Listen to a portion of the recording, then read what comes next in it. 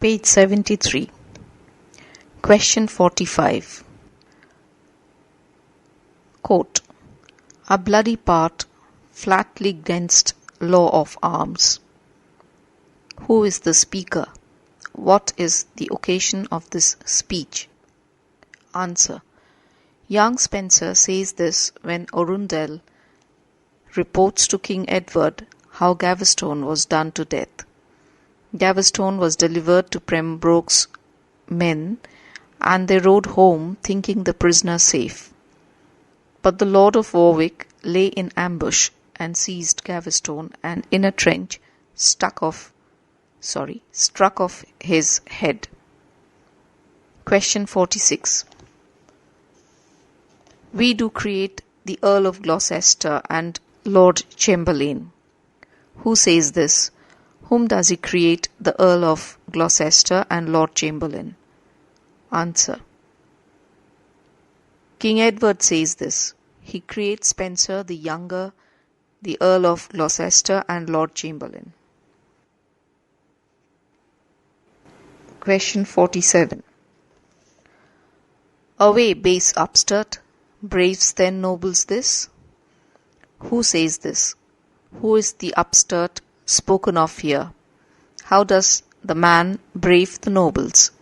Give the meaning of upstart. Answer. Pembroke says this to younger Spencer when the latter calls Lancaster a traitor and rebel. Young Spencer has suddenly risen from humble position and puts on arrogant airs.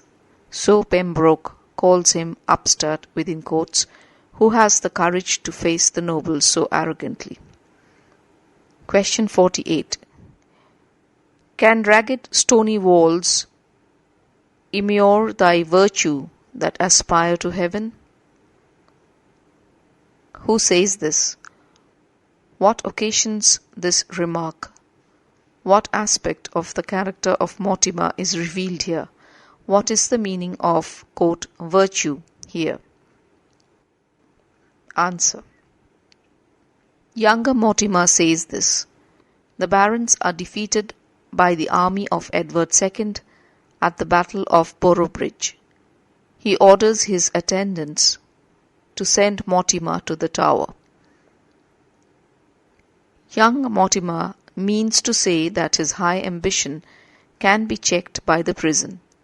Virtue here means overweening power. It comes from vir or virtue. The speech shows that Mortimer become a man of ambition, a Machiavellian villain, an ambitious man who will conspire against the overthrow of the king. Question 49.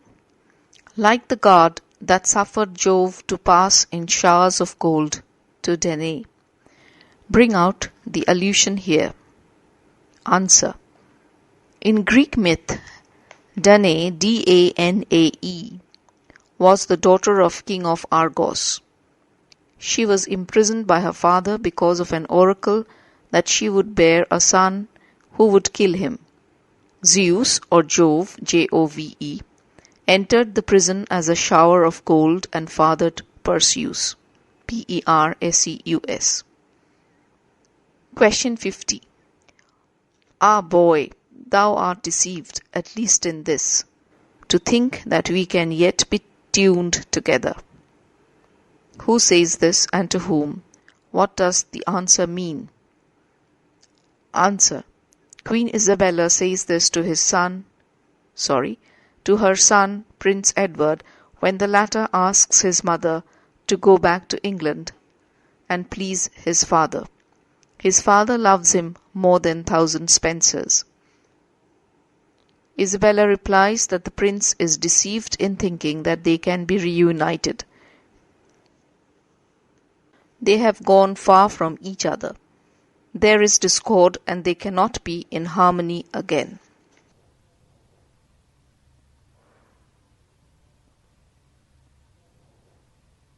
Page 74. Question 51. This noble gentleman forward in arms. Who is the gentleman? What does the speaker mean by, quote, forward in arms? Answer. The noble gentleman is Sir John of Hainault, Hainhault. He invites Queen Isabella and her son to Hainault, where his brother, the Marquis of Hainault, will give them shelter. Younger Mortimer thanks John for giving help and comfort when her brother, King of France, has rejected her prayer for help. Question 52. I would he never had been flattered more. Who says this? What does the speaker mean here? Answer. Kent, the half-brother of Edward II, says this. Younger Mortimer and Isabella joined with Sir John of Hainault and prepared military operations against Edward II. Kent does not like this union of younger Mortimer and Isabella. He repents that he has joined their party. Sir John asks the army to march and mockingly says that Edward will think that they come to flatter him. Kent wishes that he never had been flattered more. Question 53. Bristow to Longshanks' blood is false. What is Bristow? Bristow. What is the meaning of, quote, Longshanks' blood? Answer. Bristow is Bristol, Bristol, where the King Edward I goes to make the English forces strong, but Bristol has been false to Edward. Longshanks' blood means descendants of Edward I. Question 54. A king to bear these words and proud commands. Who says this? Who is the king? Whose proud commands does he bear? Answer. Edward II is overpowered by the barons. Leicester has come to arrest the king and others. Leicester proudly commands the king and his favourites, the two Spencers, to obey the arrest. The king appeals to Leicester to take his heart in lieu of his friends. The abbot of the Abbey of Neath, Neath, is filled with pity at the sad spectacle of Edward's humiliations. Question 55. But what are kings when regiment is gone? Who says this and in what context? Answer. This is said by Edward II when he is confined in Kenilworth Castle. Edward is reluctant to give up the crown because he knows that the crown, though claimed for Prince Edward, will be really worn by younger Mortimer. He says that Mortimer will never be happy with the wearing of the crown, which does not rightfully belong to him. He will die, but his name will survive. Question 57. Which thoughts are martyred with endless torments? In what context is this said? How is the word, quote, martyred, martyred, used? Answer. This is said by Edward II when he is called up to give up the crown. He suffers the agony of abdication. The very fact that the barons will elect a new king fills his mind with tormenting despair. Martyred is here used to suggest tormented with the thought of accepting defeat and death.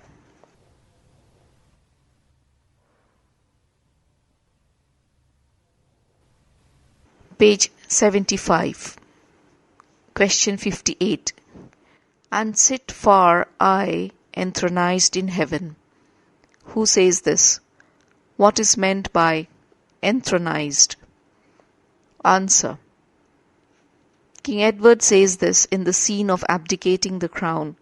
He at first hesitates to give up the crown, but at last he takes off the crown.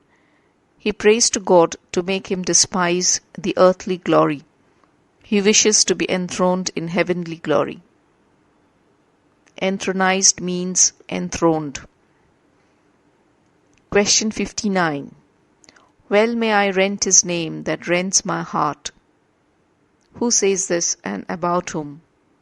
Explain the pun rent and rend. Answer. King Edward says this. He finds in the paper brought by Berkeley the name of Mortimer. He tears off the paper. Rent, R-E-N-T, means tear off, and rend, R-E-N-D, means strikes hard. Question 60. I would he were, so it were not by my means. Who says this and in what context? What does the speaker suggest here? What aspect of the character of the speaker is revealed here? Answer. Queen Isabella says this when younger Mortimer tells the Queen that Edward II will be soon killed. She says that she wishes that it be done provided she has no direct part in the matter. This shows how inhuman and savage the Queen has become. She openly declares her mind and urges Mortimer to arrange for the murder of the King. Question 61. Finely dissembled, do so still, sweet queens. Who says this? What does the sweet Queen dissemble? Answer. Younger Mortimer says this to the Queen. Younger Mortimer asks Matrevis to write a letter to the Lord of Berkeley on behalf of them that he resigns the King to him and Gurney. Gurney. The Queen asks Matrevis to commend her humbly to the Lord and tell him that she tried in vain for his liberty. She gives a ring to Matrevis to bring it to the King as a token of her love. This is hypocrisy of the worst sort. Question 62. My lord, he hath betrayed the King his brother, and therefore trust him not. Who addresses and whom? About whom is this said? Answer. Younger Mortimer addresses the Prince Edward, son of Edward II. He says about Kent who went against his brother Edward II. He asks Prince Edward not to trust him. Kent now repents and tries to protect Prince Edward from the machinations of younger Mortimer. Question 63. I view the prince with Aristarchus's eyes. Aristarchus. Who says this? What does he mean? Who is Aristarchus? Answer. Younger Mortimer says this. He rules the prince and commands the queen. The pupils of Aristarchus were overawed by the severity of their teacher, so the prince will be overawed by Mortimer. Aristarchus was a well-known Greek grammarian who flourished around 150 BC. Question 64. When for her sake I ran at tilt in France. Who says this and when? What does the line suggest? Answer. This is said by Edward II when Lightborn has entered the dungeon to kill him.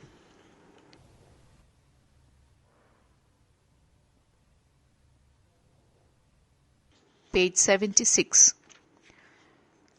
Edward asks him to tell Isabella that he challenged his rival in love in a tournament and unhorsed him for the sake of Isabella. The line strikes a pathetic note. Question 65. As for myself, I stand as Jove's huge tree. Who says this? Do you see irony in the line? Answer. Mortimer says this. He takes pride in the fact that he has become all-powerful. Jove's tree is the oak tree which the Romans considered sacred to Jupiter. He considers himself safe and secure. This self-confidence is ironical. Edward III will assert his power and sentence Mortimer to death. Question 66. Base fortune, I see that in thy wheel there is a point. Who says this, and what condition of mind does this reveal? Answer. This is said by younger Mortimer, who is sentenced to death by Edward III, the new king. Mortimer calls the goddess of fortune as base because she has decreed his fall. There is a limit to fortune. He has reached the highest, and so his fall is inevitable. The goddess of fortune turns her wheel, and when a man reaches the highest point in the wheel, there is the descent.